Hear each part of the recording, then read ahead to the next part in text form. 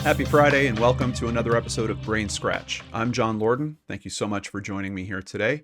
About a month ago, I was at AdvocacyCon in Indianapolis, Indiana, and it was a blur of meeting people. Of course, giving my presentation took a lot of my focus, but right after my presentation, it was just a wave of people. And in that wave, I wound up sending an email to myself with a name on it. And I found that email earlier today. But then as I was looking through my papers from AdvocacyCon, I found a picture of that same name, Jason Marous. And when I went looking for information on this case, it's clear that in the social media space, there's basically been no coverage of this case. Admittedly, the details on this case are not very deep in terms of the local media that has covered it, but thankfully there's what some people might consider a little bit of an alternative media source that has done some really good coverage on this case, and I feel like we can bring you a pretty good perspective on what might be happening here, and if nothing else, raise some exposure to try to help this family get the justice that they deserve. Let's start going through the research together with a quick stop at Wikipedia to learn about where this is taking place. Fort Lauderdale, Florida. Fort Lauderdale is a coastal city located in the U.S. state of Florida. It is 30 miles north of Miami along the Atlantic Ocean. It's the county seat of and the most populous city in Broward County with a population of over 182,000 people as of the 2020 census. Fort Lauderdale is the third most populous city in the Miami metropolitan area. It's known as being the Venice of America. It has 165 miles of inland waterways running across the city, and the city is also a popular tourist destination with an average year-round temperature of 75 degrees Fahrenheit and 3,000 hours of sunshine per year. And that is certainly something that Jason appreciated about this area, as we're going to come to learn more about him. Jason Marous, a 36-year-old beloved son, uncle, friend, and so much more, was murdered in the early morning hours of January 6, 2023, in the parking lot of his apartment complex in the 800 block of Northeast 14th Place in Fort Lauderdale, Florida. Jason's family and friends are desperate for answers and need your help to find the person responsible. And this is a summary that is coming up from the LinkTree. Of course, I'll have a link to this in the description box down below, but just a very good use of a flyer like this to include a barcode that has so much information. And of course, they have links to other articles and posters here, and a very important piece of information that we're going to be covering here as well. But let's take a look at the map to kind of get some sense about where this is taking place. Just in case you're not familiar with Fort Lauderdale, I'll kind of zoom out and give you a good view of it here. Here's that Miami, about 30 miles south, and 30 miles north of that, the exact street that we're going to look at here, Northeast 14th Place right here. If we drop down to the street view, we get a little bit of a better sense of what type of neighborhood this is. Now, it's saying that he was living in an apartment. You can see there's some kind of small apartment complexes, or they might even be duplexes in some instances around here, but it just looks like a beautiful, nice area. The actual parking lot that he was in was one of these smaller apartment complexes right here on the right, and I believe his vehicle was in one of these spots right about here. Continuing at linkedin.com, we can learn a little bit about his professional life. We can see Jason Marous here in the Fort Lauderdale, Florida area. If we roll back to his education, Lakeland Community College, actually before that, Mentor High School. Now, Mentor High School is actually in Ohio. His family's from Ohio. He moved to Florida, and I think he moved there about 7 years ago, if I recall correctly. It looks like from high school, he went into a carpentry trade school and then did Lakeland Community College. I'd be surprised if maybe the carpentry school was part of that. Maybe it wasn't, I'm not sure. But we can see in his professional career that basically he worked in construction. He was a supervisor, home warranty manager. He got to be an estimator or a project manager, and it looks like that's for a family business. Marous Brothers, I believe that's uncles of his. Once again, that's in Willoughby, Ohio. a construction review specialist for the city of Fort Lauderdale. So we can see that's after his move. And that gives us a good sense of when his move was. We can see his job change between April 2014 to September of 2014. And at that point, he's in Florida. Also a project manager, project estimator, and a lead estimator, just continuing in his path of careers within the construction field. One of the downsides of doing this work is it always tugs at my heart when we have to learn about people from their obituary, but we can see an obituary here at cleveland.com. Jason grew up in the Lake County area and was a 2005 graduate of Mentor High School. He spent his career in the construction industry, learning his craft from an early age while working with his father, uncles, and older brothers at Marous Brothers Construction. So even more family members that were part of that. From meager beginnings, sweeping floors on job sites as a child, Jason became a talented carpenter and project manager. Jason was a friend to all and a stranger to no one. His beautiful spirit and loving nature made Jason the person in the room you most wanted to be with. He was always the bright light in any situation that lit up a room. You know you could always depend on Jason for a kind word or a shoulder to lean on. And oh, could he dance? Jason's moves on the dance floor were legendary. He enjoyed patio gardening and was honing his cooking skills. Jason loved to spend time at the beach and took pride in his golden tan. His secret was coconut oil. Jason will truly be missed by his parents, siblings, family, and many friends in the rainbow community. His beloved cat, Jack Jack, is missing Jason too. The hardest goodbyes are the ones you don't see coming, the ones you don't plan or could never imagine happening. And we do have a picture of him with Jack Jack here as well. Continuing over to the Instagram of Haley Gray Research. Haley Gray, a big friend of Advocacy Con as well. I just want to get a quick blurb here. In 2014, he moved to Fort Lauderdale, Florida, seeking a community where he could truly be himself. Obviously, in his obituary, it mentioned the rainbow community, and now we're getting another nod to this. It is kind of unfortunate to me that for some reason the local media, the bigger media sources, won't report on that aspect. And I only bring that up, well, it's heartbreaking on a few fronts, actually, because that is part of Jason's life. Jason is a member of the LGBTQ plus community.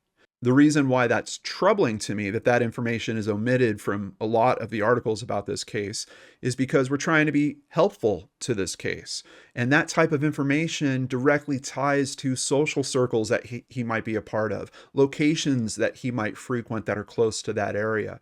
And when we're putting this information out into the public, it's always been my focus that we're trying to get all of the helpful pieces in play.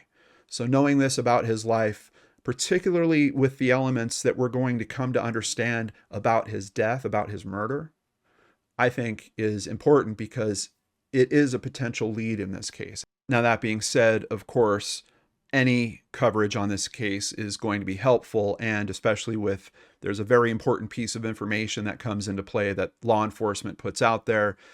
So I don't want to knock all of the local sources that reported on this. I think they're doing a good job. It makes me wonder about why can't we get into those level of details comfortably and have people have that information so they could be more helpful. But that's just where I'm at about it. Let's go ahead and go to 7 News Miami to get some comments from Jason's mother about what she's dealing with. It's like I'm numb. I don't know every day if I'm going to wake up and make it. Even though I have other sons, he was my sunshine. Based on the information from the obituary, we're talking about a very large family. I believe he had up to a total of 7 siblings. So we've got a lot of people feeling this loss, but of course, no one feeling as bad as his mother and father, and it was very clear in that footage from his mother. Let's get some more comments from the article, though. Debbie Lawrence, the victim's mother, spoke with 7 News. He would give the shirt off his back. He treated me like a queen. Marous was found shot in his car on January 6th outside of his home. His mother said he celebrated his birthday 2 weeks before his murder. I believe it was his 36th birthday. I'm hurt and angry that they did that to an innocent boy, she said. I'd rather it be me. I lived my life. He was innocent. He wasn't doing anything, just sitting in his car. She had last spoke to him only hours before he was killed, adding that her world has been shattered ever since. When you lose your son, you can't describe the pain. You can't. There's no pain worse. He's my boy, and he didn't deserve this. So this is a still shot of the actual crime scene that night. Continuing with some more details from Local 10. Debbie Lawrence, Marous's mother, told Local 10 News that other friends and family members have traveled from out of state to hang flyers up around Fort Lauderdale over the past few days in hopes of getting some answers. Our goal was to hang them up everywhere around where my son went to heaven, she said. I miss going there and just being with him and watching sunrises, sunsets, whatever, and holding him. He's my baby.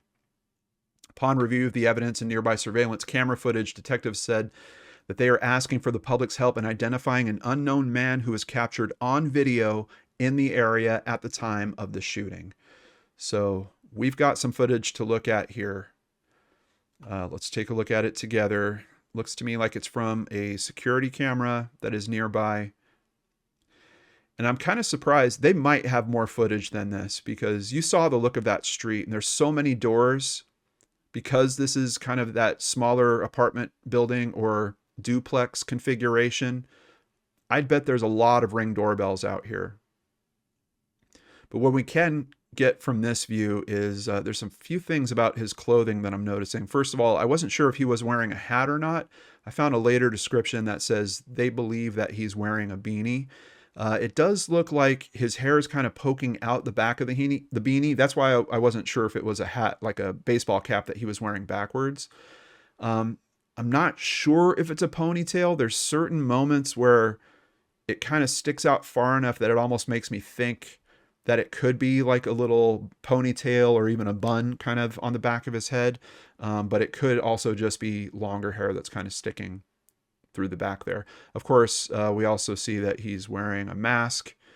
And, for walking down the street in January of 2023, that's a little interesting to me. I mean, even when COVID was on, people were outside walking, and as long as you were 6 feet away from other people, a lot of people were not wearing masks at that point.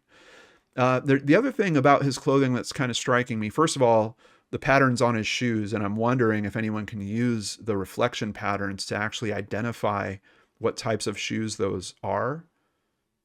The reflection patterns they seem unique to me, but it's not something I've looked into a whole lot, so I'm not 100% sure. But the other thing that's striking me about his clothing is and I don't know if this is accurate, but it reminds me of hospital scrubs. And I don't know if that's also just because of the combined image in terms of the mask, the headgear. I'm not 100% sold on that. It's just something that's occurring to me as we're watching this footage. The other thing is just the casual walk. And to be fair, we don't know if this is before or after. The look back has me wondering about that. Is he kind of walking away from the scene? He doesn't seem to be in a hurry. I'm catching some flashing light back here. Wondering is that... No, I thought maybe that could be like law enforcement showing up or something, but there is some strange light strobe that's happening back there. It's a pretty casual walk for 1:30 in the morning. And again, we don't have confirmation. This is a person of interest at this point. We don't know that this is the shooter, but this is who they're looking for. Continuing with more from Local 10, Lawrence said that she's hoping that the case doesn't go cold, and she's asking the suspect to turn himself in. We just wish the gentleman would turn himself in so we would have some closure in Florida. It's just almost 4 months now, and it's not getting any better. Marous's loved ones say that they hope their efforts will lead to justice. We won't give up, she said. I don't care how far away I live. We will be around. So obviously this article only from a few months after, and then we get to almost a year. This is from December of 2023. Still hoping for justice. Nearly a year after their loved one was shot and killed, the gunman The gunman hasn't been found. And that's making me wonder about the possibility of the person in the video actually being the gunman. Based on the comments that I'm seeing, they have not located the guy in the video. If it's not the gunman, and I think there's enough information there that friends of his might say, like, hey, it looks like this is you in the video. I would think that might have prompted him to go talk to police about, and who knows, potentially he could be a witness. He could have been someone that was walking down the street, happened to hear something, see something, and have some component of helping this case. Of course, there's the other possibility. And especially with knowing that they haven't tracked him down, that's kind of where I'm leaning at this point. Marous's mother, father, along with family and friends, were back at the scene of his murder. Marous was found dead inside his SUV. It's a Ford Edge, I believe. His mother said that he died from a shot to the neck. Since then, family members have been paving their own path in search of answers, traveling down from Ohio in search of the person that murdered one of their own. You're sort of numb when you do this, and you try to act like everything's okay because everyone else just moves on. You don't, says Debbie Lawrence. I just don't want him to think I'm not trying. It's got to be a terrible feeling for a mother to be dealing with in this. Over at NBC Miami, just one important comment I wanted to point out here, and this is another thought on what happened with this. The guy came and opened the door to surprise him with his finger on the gun. I think there was a struggle. Now, I don't know where she's getting that information from. Once again, I'm wondering if there's more cameras, but obviously if there was a camera that caught the act, I would think at least still shots from that would be released, unless law enforcement is super confident about, oh no, we know this is the guy. This is a better camera angle of him. We've got better detail with this. Let's go ahead and release this. Another interesting thing just about how they released it is a YouTube video, but it's actually unlisted. It's not something that you can search on. So that's where the LinkTree and the little QR code on this came up really handy and very important. I am seeing a few other places that are posting it as part of the coverage as well. Like here's a link to the footage. And we can see this looks like an official channel. I'm assuming this is for the Fort Lauderdale Police Department, Bolo TV.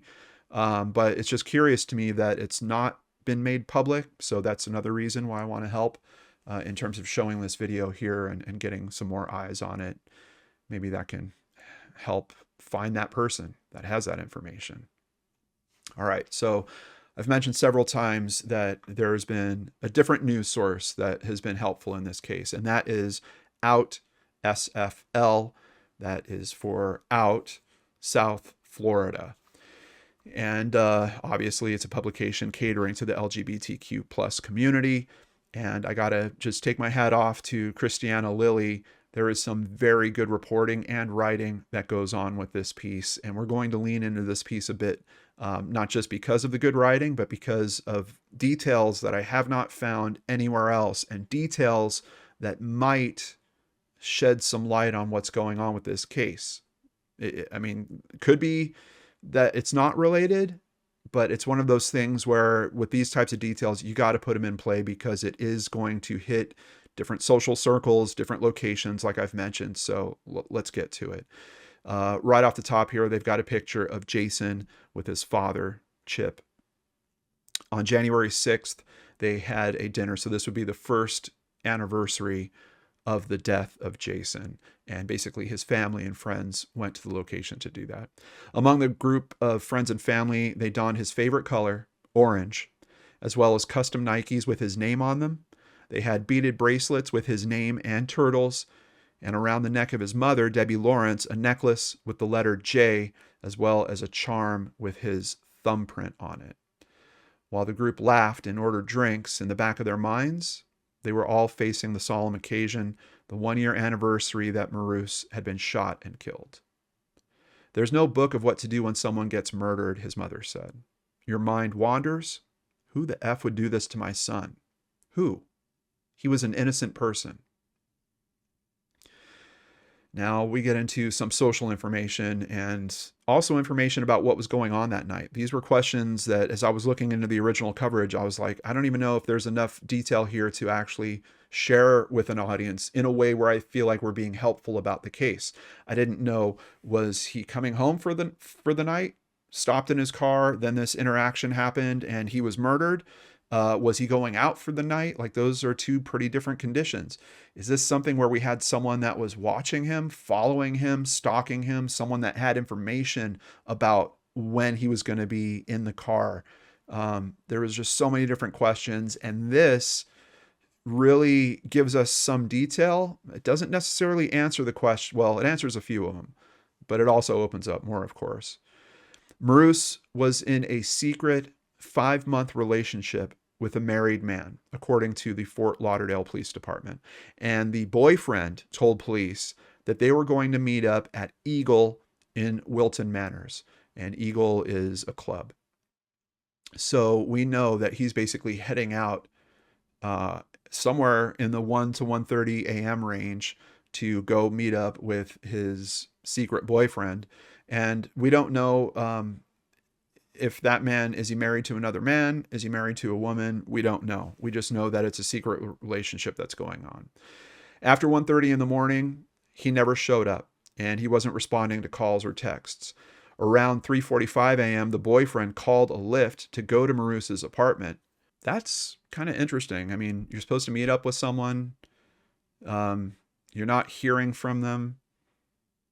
You wait 2 hours and 15 minutes. I guess it's reasonable. I mean, I guess you could think, especially with the conditions of this being kind of like a secret relationship. I'm curious. I'm curious about the time frame. But so at around 3:45, the boyfriend called a Lyft to go to Marous's apartment. He used a hidden key to go inside, and he saw that no one was home. When he went outside to the parking lot, a neighbor pointed at Marous's red Ford Edge, believing that he was asleep at the wheel. So Jason hasn't even been discovered at this point. When the boyfriend investigated, he saw that Marous had a wound to his neck and he was bleeding. He called the police. Police pronounced him dead at the scene as the result of a gunshot wound. The boyfriend called a local friend as well as Ted Theophylactos, Marous's best friend back in Ohio, who was then responsible for delivering the bad news to Marous's family. That included his older brother, Jeff. It was probably one of the worst experiences in my life hearing that screeching, Jeff said, of the phone call that he had to place to his mother. I can still hear that sound. And her description is basically that she went right to the floor, just like you would see in the movies. This is someone that had a lot of people caring about him. There were over 700 people that would show up at his funeral. And here we have a picture of all the friends and family members at that dinner. While friends and family toasted to Marous in Wilton Manors, Theophylactos hosted a gathering at his home in Ohio to honor his best friend. The two met through work in 2010. Theophylactos was in real estate, and as a gay man, he said it wasn't often that you had gay colleagues in the construction industry. He invited him out for lunch, and they became like brothers, he said. His favorite memory was attending St. Pete Pride together in 2022. I'll never have another friend like that. Nobody's going to check that many boxes the way he would look after me. We always had so much fun, so many memorable times. I'm really blessed to have had that. If people can have just one friend in life like that, they're good. Very sweet comments from his friend there. Friends and family are not convinced that Marous's murder was a random act of violence. Nothing was missing from Marous or his truck, including his wallet, iPhone, and Apple Watch. They also believe that the neighborhood doesn't make sense for someone to wait for a crime of opportunity. So his friend Theophylactos basically says that math doesn't math for me and his close friends who loved him dearly, nor his family, but we don't have any other leads to prove us otherwise. It is making me just want to look at this street again. Like what? 1:45 in the morning. Because I'm trying to consider basically what we're going to hear from law enforcement, which is they think that this is a crime of opportunity. Investigators say he died from a gunshot wound. They feel it was a random act, said Jason's mother. He was texting and the gentleman opened the door, and I think my son refused to give him anything and he got shot in the neck, said Lawrence. So even there, it kind of sounds like she is thinking about that possibility as well and what might have happened. So I just want to take another look at this street and ask you, can you see someone hanging out here? And especially knowing that Jason was home already and he was going out. Would someone just decide, oh, this is the street where I'm going to do a random robbery? Like there'd be no reason for you to believe that anyone would even be coming out to this area at that time of night. I mean, yes, it's an apartment. Maybe there'd be, some people there. I mean, there's a bunch of apartments. Maybe there'd be some people kind of coming and going, but I don't know. And then the other possibility or the other problem that I have with that theory is nothing was taken. So what exactly were they trying to do? Was this, like, I'm trying to think, random act of violence? I mean, are we thinking a hate crime? Are we thinking that it was someone that was looking to kill a gay man in particular in this area for some reason? I mean, nothing's off the table, right? It's possible. But in terms of crime of opportunity, I'm more thinking like robbery gone wrong. I understand that. Actually, I think it was Dr. Henry Lee at a conference that I was at that talked about this. That some murders are essentially robberies gone wrong. That someone uses a gun to be in control of the situation. They find themselves not in control of the situation, and then they wind up using that gun. They wind up firing it. Also considering that the shot was to his neck. Now, unfortunately, I mean, it hit a major artery, obviously. But that's a lot different than, like if it was a passion killing of some kind, or if it was someone that was like, let's run down the road of if it was someone that was paid to kill him or something like that. I imagine that the bullet's going to hit some other places, probably not be a strike to the neck. Unless, like his mother's saying, there's some form of wrestling or grappling that is happening around this as well. But going back to the thought about robbery, what would the person have wanted? And even if the robbery goes wrong, the gun goes off, does that just all of a sudden blank their memory and their original intent has now changed and they're just looking to leave the area? And if that's the case, if that footage is the guy, is that what it's going to look like? That he's going to be casually strolling down the street like that? There's a lot of problems that I'm having with trying to make this fit into a crime of opportunity situation. What I'm getting caught up on is this is 1:45 in the morning, admittedly, in an area where maybe people go out that late at night. Like things are considerably different in different parts of this country. I get that. It feels to me like it would make more sense if this person had some level of insight into Jason or Jason's patterns, or if this person might have even known he's going to be leaving around this time and I have to go there and be there to create this situation, to get this to happen. The time just has me really thrown off in combo with this location. It just doesn't make sense. If this would have happened at the parking lot at the club, that would be completely different. People coming and going, just a reason for people to be there at that hour. This street in particular, and even if we run down the thought of, well, hold on, maybe this person had followed Jason around for that whole day. Okay. And then was just sitting and just going to stay watching him through the whole night from wherever he was. And this person seems to be, if we're correct about the person walking, this person's on foot. You don't think that he's going to get noticed sitting out on this street or even kind of pacing this street by one of the many people that live here? It's really troubling, but that is essentially what law enforcement is telling this family at this point. They do believe that it's a random act. I don't know. Police have made no arrests and they say they have no active investigative leads. When I was told it became a cold case, I hit rock bottom, said Jason's mother. Someone knows something, and I'm just pleading with them. Contact Crime Stoppers or Fort Lauderdale Police so we can start to heal and close the chapter on this. 2 years later, no answers. As a mom, I know finding the killer isn't going to solve anything. In fact, I think someday I'll be able to forgive him because I don't think he meant it, says Debbie Lawrence. But I need help to get this solved so I can move on a little bit more from Florida. I still haven't got help. I still haven't focused on that yet. I'm like anxiety ridden. That's another whole aspect with this is the self-care is so important. I talk to every family member that I consult in terms of any of these cases, always hears that. But trying to take this on, I get it. And especially with that focus, you're feeling so urgent about, look, we need to find the answers here. I'll get to that. I'll get to the self-care. It's the same thing that I've said so many times before, but you have to treat it like the airline stewardess is telling you when you get on a plane. If the masks drop, put on yours first. You could even be there with a child. They know that you're not going to be able to help that child if you're not taking care of yourself.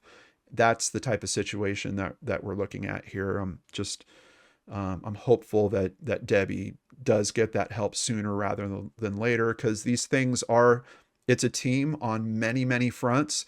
And that's a very big component of it. If she has someone that just has her back, is there to listen to her, there to help her understand the feelings that she's going through, that can make a huge difference and maybe even give her more resources for being able to help, or at least get her way through the process of waiting with this. Marous moved to Fort Lauderdale in April 2014. He had recently come out to his family, and he felt embraced by the LGBTQ-friendly community. His Facebook was filled with photos of him working on his garden, the horizon over the beach, and other outdoor activities.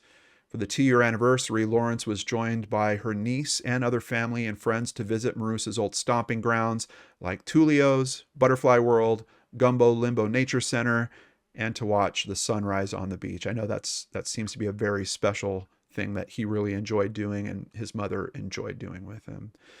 Back at home, Lawrence has found comfort in meeting advocates for the missing and murdered. In October, she attended Purdue University's Cold Case Symposium, an online seminar that highlights cold cases in different regions of the country and allows families to connect with others. During a slideshow, they included Marous's photo. I met a couple of really nice people, and they're helping me connect and figure out sort of what to do. This came a few weeks after she says detectives told her that the case is going cold. A representative from the Fort Lauderdale Police Department says detectives continue to sort through any and all tips related to the case, but do not currently have any investigative leads. That phrasing just has me wondering, did they identify this guy or not? And if they did, it's interesting to me that they would still leave this video active, even though it's unlisted. It is still active. And that none of the local press would have reported on it in terms of, oh, that guy was found and that person's been cleared. So if that hasn't happened, isn't this an investigative lead? Isn't there more that we can do with this? I mean, I don't know. It blows my mind. Like all the stuff that I'm hearing about in terms of AI can do this, AI can do that. And it's literally almost like on a week to week, if not day to day basis, that there's these new amazing things that we're hearing about it. Isn't there some form of analysis that it can give us from this photo? I mean, figuring out a tennis shoe, that's probably not going to solve this case, right? But I don't know. There's got to be some way to match this image up against the person, some way to draw that line and make that connection. A person of interest who was walking in the area is wearing a beanie, face mask, long sleeve shirt, and pants. That's another thing that makes it kind of tricky is this stuff is pretty baggy. It's kind of obstructing his body shape a bit. I mean, those pants are really baggy. Last summer, Lawrence and Marous's best friend came to Florida to retrieve their loved one's things from the car. Being close to something that he owned made his mom feel closer to her son. We got stuff out of it, and I felt at peace. I felt this is the place my boy took his last breath. A lot of people think I'm crazy. I didn't look at the front where it happened, but it just didn't scare me. I didn't feel anger. I felt my son was here alone by himself. How important are these pieces of paper and the posters that the family put up? Well, because of that, we had someone over on Reddit, JRob102, that decided to write up on this case and did so in a very caring way. I really appreciate the time that JRob took to do this. I don't have many of the details regarding what happened to Jason that fateful night, but I have a lot of questions as to why this is still an active investigation and not yet solved. It's a good question. It's a tough question when we're talking about having footage like this. It's another tough question. Now, I don't know if we can really determine. I think his hands are, yeah, they're in his pockets for all of this footage. But it's got me wondering, especially if there's an interaction that happens at the car. Is there any touch DNA? Is there any form of DNA found at the scene? Why hasn't this case been solved yet? And we see a response here from someone calling themselves Jason's mom. I think she meant mom. Hi, my name is Debbie and I'm Jason's mom. Thank you for keeping an interest in this awful horror/murder. It's hard to comment on this due to it being an open investigation. He was the nicest, caring person, give you the shirt off his back type of guy. I miss him so. We have someone else that jumps in here. He was my best friend. I live in Cleveland, but spent many weeks with him in Middle River Terrace. It's unfathomable to me that in this day and age, this hasn't been solved. Everything changed for me on that horrible day in January, and the pain is even greater that we have no answers. Something else that J-Rob points out here is he's talking about potentially doing some geofencing type work on this case. And I know that method, there's been some pushback happening in certain states around that method. But I think it's a good point if it can be done in Florida. Essentially, you basically use the cell phone towers, and I believe you can do this actually through Google as well, using GPS tracking information. But you say, hey, look, we're looking for cell phones that connected that would triangulate to this particular area at this particular time. Now, the thing that might be a little tricky about that is we're talking about a street that's lined with apartments. So we've got a lot of cell phones that are going to show up in that type of search. And that's part of the trick with that search. Now, the method that's usually employed is they will ask for kind of a list that's been scrubbed of all the personal identifiers, but it has these random identifiers for here's a device, here's a device, here's a device. From that, they can kind of say, okay, well, we know Jason's device is this one. Go ahead and knock that out of the list. Because we've got so many people living in that area, I don't know if there's a way where they could then say, okay, we need to find out the IDs for the rest of these devices so that we could remove them from this list. Because now we're starting to get into privacy invasion type situations with people that have absolutely nothing to do with this case. So finding the one, now maybe what they could do is pull a larger sample for a larger period of time and say, show us a device that maybe has never showed up in this area, outside of this time window. Even that, I don't know if it would work. If we are talking about a situation where he was stalked, the person might have been there on multiple nights. That device might still show up again and again and again. So I like the thought of trying to be helpful with the cell phone or geofencing type search on this. I just don't know about the logistics of it with this case because of it being that type of area. If this was out in the middle of a public park or out in the desert or something like that, that type of help would be very clear because whatever devices show up would be way fewer, and it'd be easier to weed it down because the process is they then have to file for a second subpoena to take that random information, the random identifier they've been given, and say, we know it's this particular device, Google or Apple or whoever, you now need to tell us who this person is. So that's a multi-step process, and weeding it down to that one number is the trick with it. So I'm not 100% sure if if that's going to be helpful in this case. But I have to think investigators are trying everything they can. Of course, my mind is just all over, unless the guy was wearing gloves, he might have been. I mean, he's wearing a mask. January of 2023, walking down a street at 1:45 at night with no one even close to him. Maybe he was smart enough to wear gloves. Maybe there is no touch DNA. Birdie Beans on Reddit says, let's find justice for our friend. Someone has to know something. Random murders are pretty rare. We need to keep this case alive. I absolutely agree. We do need to keep this case alive. Who took this man from his family, from his friends, from his parents? Well, I had just finished recording and I had sent a message to Jason's mother earlier today, and then I heard from her, and now she has joined us on the phone. Hi, Debbie. Hello. Thank you so much for getting in touch with me, and I just want to say that I'm really sorry that you're facing this. I know the last 2 years can't have been easy. Not at all. Yeah. Not at all. Thank you, though. So I just had a couple questions. The first was I wanted to confirm, I think I got my count right based on the obituary, but Jason had 7 siblings. Is that right? I guess the other 2 were from his second wife. She had 2, so I guess, do you count that? I don't know. Okay, so it was Man, I guess you can, but I don't. Yeah, so it was 5 biological and then like 2 step, something like that. Does that sound right? Yeah, I have 3, and then he remarried, and he has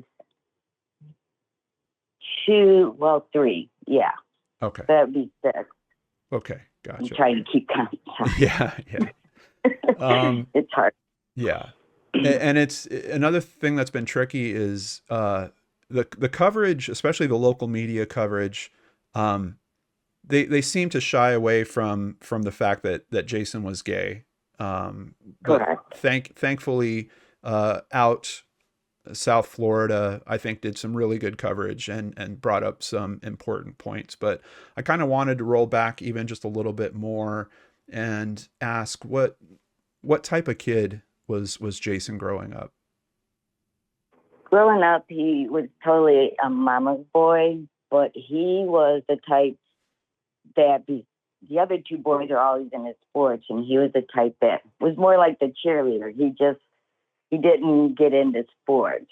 So growing up, he's just very caring and a very mama's boy. But I always thought, but I didn't really get official confirmation until he was in his 20s. So Okay. he hid that for that long.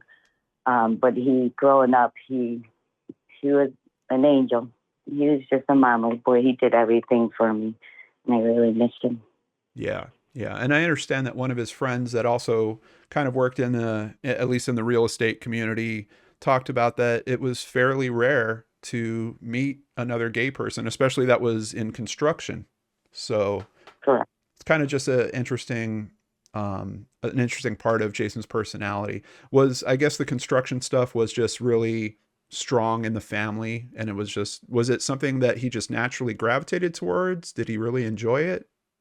He actually is really good at everything he was as a kid, from like the Lincoln Logs to whatever.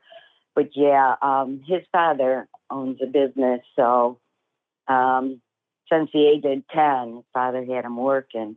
And so he gradually, grew with the company until he got, I think, to a certain age to where he needed to expand and be more himself and get out of the company business. Yeah. I guess I can say. Yeah. Yeah.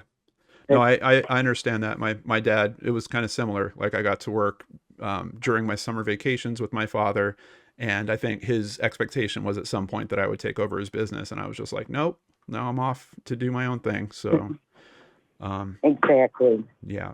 Exactly. It was a disappointment, but. Oh, okay. Yeah. No, I understand that. Not for me, though. Not for me. It was Yeah. a disappointment he left because I had to be a strong person and let him follow his dream. Right. Right. So, and he did leave. Yeah, it was 2014 that he actually left, right?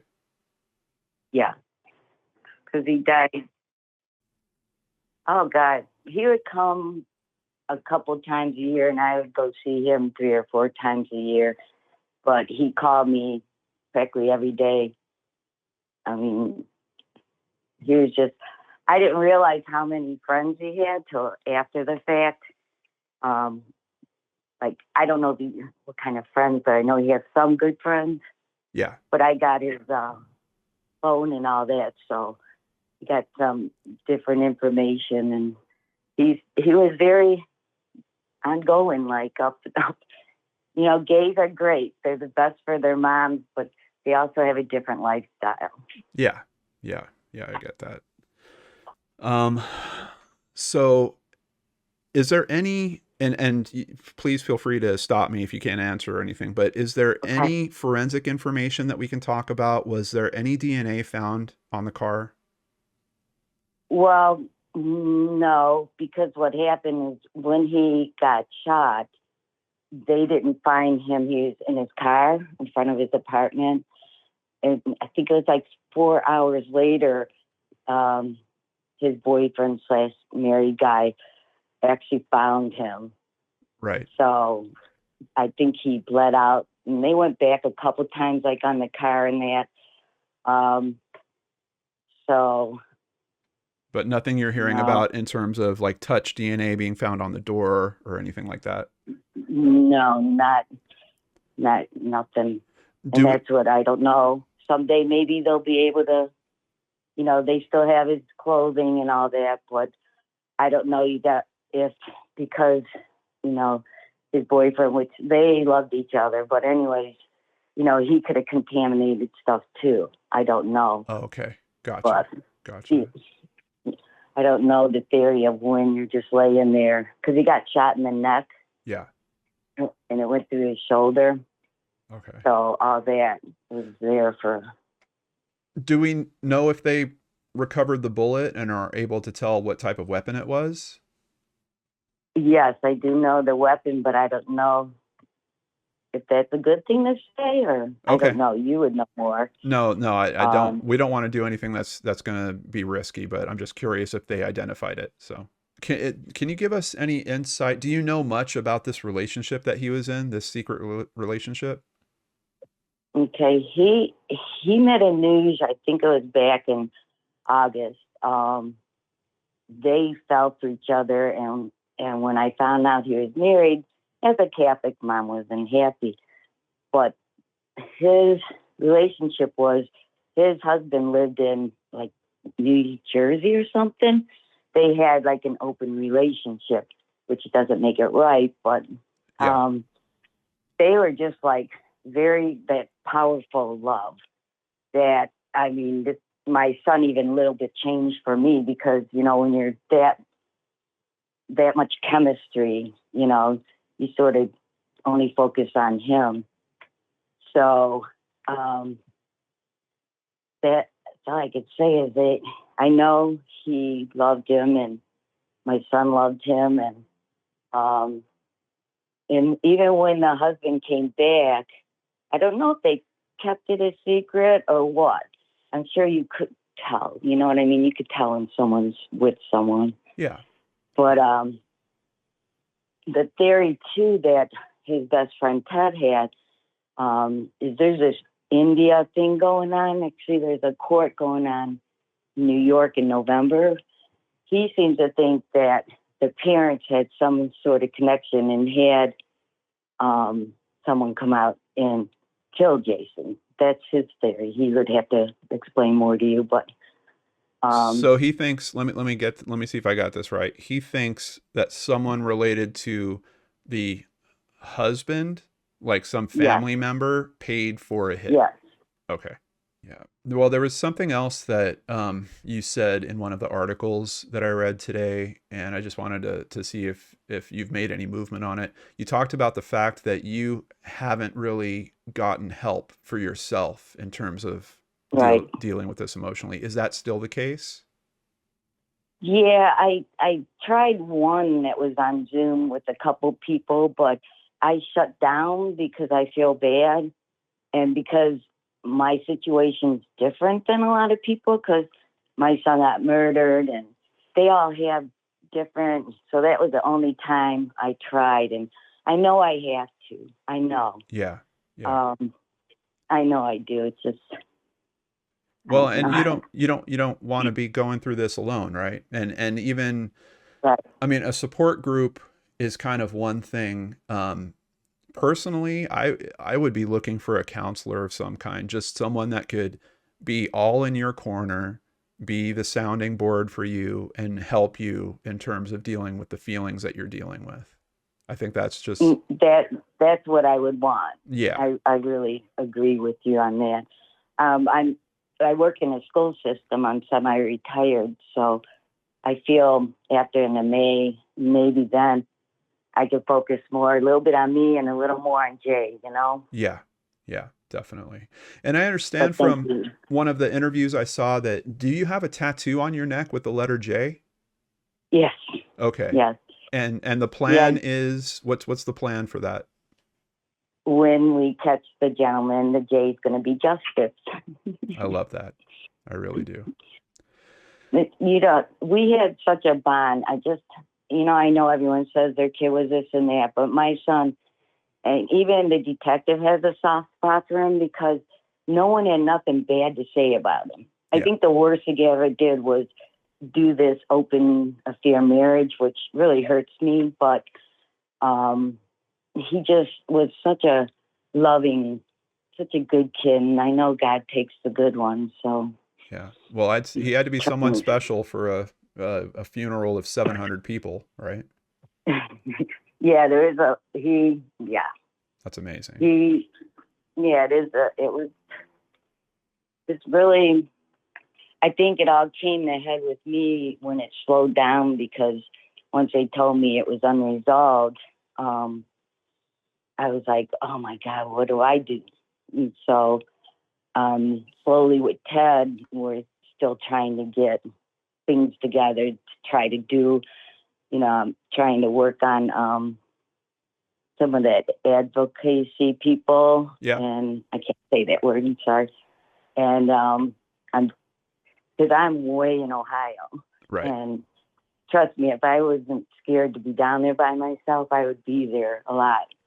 Yeah. But it slowed down because they just slowed it down. So I'm working on other ways to get his name out there, because I don't believe it was just random. If you've seen the video of the gentleman, it was like he was just looking and lurking, Yeah. and his car was just a Ford Edge. It wasn't like, so I always had that what if, I know the boyfriend he had nothing to do with it. He's devastated to this day. Yeah. But I don't know the other people either, but something's not right, Yeah, I was trying to think of that too, and just my brain just will not let me go down the road of this was completely random. Like the location seems wrong for it. Like, who's going to be waiting at 2:00 in the morning on a street like that, looking to steal a vehicle or rob someone? Yeah. And how would they know he was there and he was sitting there? And yes, that's why I'm still, his father. I'm remarried, but his father believes it's random. My other boys believe random, and so they give up. But I'm like, no. Number one, my son would never give up if it was us. yeah, And number two, I'm not giving up till I have some answers. right. Well, and that's an interesting thought, because even if it is random, it doesn't mean that someone didn't do it. I mean, there's still work to be done to try to find that person. Exactly. Yeah. Exactly. So and it's got to be somebody, because she said that they looked at, there wasn't no cameras, but that one, but there was like no cars around the time that happened too. yeah. So he was on foot. Yeah, I was really surprised by that. I'm surprised to hear there was no cameras, because there's so many doors there. I would have figured there would have been a bunch of doorbell cams, but at least they got the footage they did get. But then that also raises another question, like, this guy's on foot. at that location Yeah, and goes walking away. Um, exactly. Well, he probably ran. well, but that's the thing. In Sorry, the but footage, he's very casually walking. Do we know if that footage is from before or after the shooting? before, It's from before. before. Okay. Okay. Yeah, because a lot of things too. In the beginning, when she gets some hits, they were thinking he was a white male, and he's not. He's a dark skinned male, and I tried to get that out there because the detective said that. She go, and we're getting too many people talking about white, because nowadays you have to, you know, and I don't see color anyways. I have a gay son, but Yeah. I just want, that was something that, I didn't make a big issue about. I just said I tried to get it out, but I don't know if people will do that anymore. Yeah. Yeah. No, I think that's important. Any part of that physical description that can be helpful. I mean, that's definitely important to get out there. And honestly, that's another thing that I kind of mentioned in my video was um, I didn't like that the bigger news sources were just glossing over the fact that he was gay, because that opens up a whole different social circle and different locations that he would be at or go to. Exactly. So, and Exactly. yeah, and that's the type of information that maybe triggers someone. Hey, I remember someone that looked like him at some place, or so yeah, that's where I get a little disappointed in, like, let's not whitewash this story too much. Like, let's get the helpful info out there. 'Cause you're right, because people that are gay, and just like some other people, they don't get the coverage. Yeah, But I'm telling you, when his 2 year, I came here, and three people came. They remembered him and did a small interview on him. So he did make an impact, but it was probably for them. But I don't think they ever said he was gay. yeah, Now that I think, yeah. and I don't care, because I wish all my sons were gay. They'd still be with me. He was just that great of a kid. Yeah. Everybody loved him. So So are you doing any fundraisers, any volunteer efforts around this? Any way that people could be supportive or help you through this right now? I haven't yet. And I'm slowly, it took me a while till I found out people actually help you. Because here I live in a suburb where this really doesn't happen much. I mean, if the reality is that you need help because you've got to take, and I know you're close to retirement, but you've got to take time off work, you've got travel expenses, you want to go, Exactly. you want to go to Florida, put up more posters in the area, like that. Yeah, absolutely. There's people that would help you with that. Okay. So I shouldn't. I'll try to focus on that, because I really, sometimes I see people, God, I wish I could do that, but I feel so guilty because people are just weird nowadays. And let me tell you the last sentence my son said. He texted me. He called me at lunch every day. Yeah. And he said, "People are so stupid, LOL." And it just killed me, because I know he was very good at his job. He was an estimator, and he excelled around here, because he could be himself instead of being in a family-owned business, Yeah. And it just was so cute when he said it, because now every time something happens, I go, "You're right, Jay." But I thought it was cute, because it stayed in my mind. I'm like, "You're so funny." Yeah. And he meant it nice. How else do you stay connected with him? Right now, you mean connected? I do get signs. Believe it or not, his favorite color is orange. We will see orange things appear. I will ask for a sign, and we see cardinals will come for me within that hour. The biggest sign was, I don't know if it was say 6 months after he passed, we could walk by the lake, okay? And we were watching the sunset. Yeah. And my middle son at the time, when we were talking, and we looked up, and the cloud had a J. Oh, I have wow. a picture of it. Wow. And that was like, okay, you can't not do that. You know what I mean? Yeah. Yeah. So, and he was very into Earth and all that stuff. So I know he will try, to come and see me, but I want to actually see him. then I'll be okay. But Yeah. I'm taking the signs right now. Oh yeah. Oh yeah. But I also just want to ask, I know that when you had the first anniversary dinner that there was some bracelets that were handed out. Why were there turtles on them? he loved turtles. That was his favorite. He was thinking of having a side business and was going to be called Turtle Construction. You know what I mean? So that's why everyone, for years, we all wore turtles. You know, either necklaces, earrings. We still do it today, give each other. I get turtles because I know Jay loved it. Oh, wow. So he loves turtles, orange, and purple. Yeah, yeah. Debbie, is there anything else you want to share with our audience here? The thing I'd like to share is I don't know if anyone understands how devastating this is for a mom to lose her child when she lives far away from him and not getting anybody to call, I guess I can say, or, you know, just did they see anything? Did they hear anything? I know it's been over 2 years, but that's what I have to say is please put yourself in my shoes.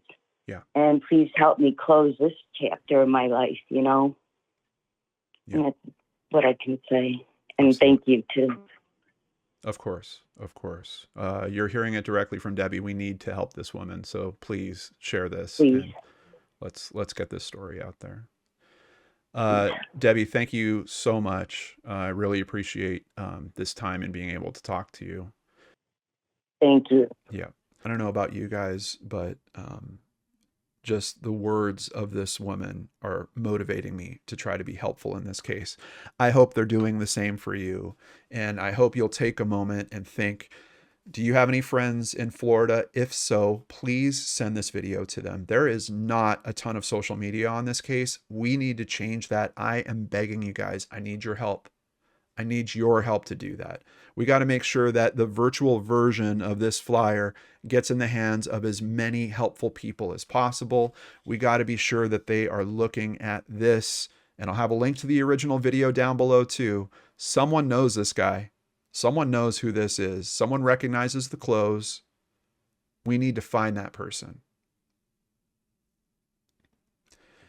We also need to show this family love and support, and you can do that by going to the Facebook page Justice for Jason 2024. It looks like it's been renamed to just Justice for Jason, but the actual link is facebook.com/justice.for.jason.2024. And if you do come here, hit that add friend button, and let's make sure that we're showing them all the love and support that we can from the Brain Scratch community as well.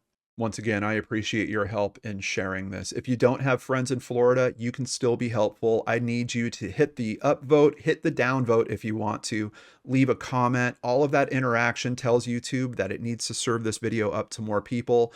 We got to get more eyes on this. So that is also helpful. Even if you don't have friends in Florida, please just take a moment, do one of those things, and you'll be helping us spread this message even more. A big thank you to many people that help us do the work that we do here. You might have noticed we don't run commercials in the middle of these presentations. We never have, and on this channel, we never will. We can only do that because of our amazing supporters. A big thank you to new patrons Joe and Ken. Also, a thank you to our PayPal supporters, Jennifer Wilson, Larissa Mertschink, and Hillary Green. They've been longtime supporters, and I really, really appreciate them. If you'd like to become a supporter, please visit lordandarts.com. There you can sign up for Patreon, sign up for PayPal, buy merchandise, or even just buy us a coffee like Critical Cat recently did. We really appreciate all of your help as we try to help as many families as we can, just like we're doing here today. Take care, everyone. Have a great weekend, and please join us again next week for another mystery right here on the Lord and Arts channel.